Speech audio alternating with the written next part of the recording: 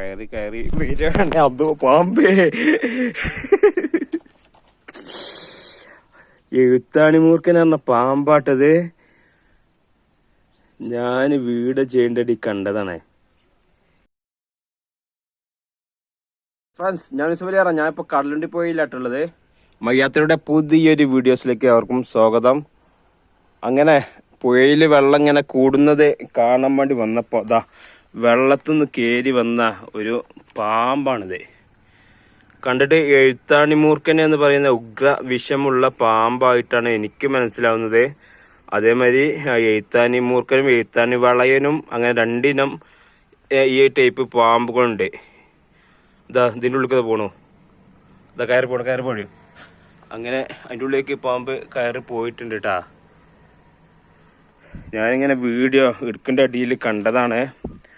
അപ്പോൾ പുഴവൊക്കെ ആയതുകൊണ്ട് പാമ്പുകളൊക്കെ ഇതുപോലെ വന്നു കൂടാൻ സാധ്യത കൂടുതലാണ്.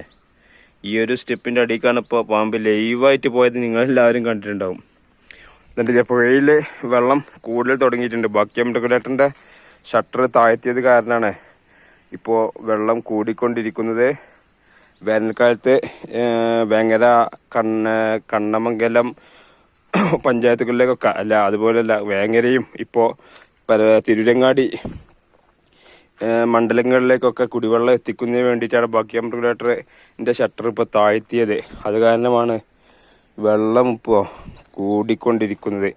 അതിനിടയിലാണ് ഈ പാമ്പിനെ കണ്ടത്. പാമ്പ് എന്തായാലും ഇവിടെ ഒരു മടൻ്റെ ഉള്ളിലേക്ക് ആയിന്ന് പോയിട്ടുണ്ട്. ഇനി എവിടെ പൊന്താന്നൊന്നും അറിയില്ല.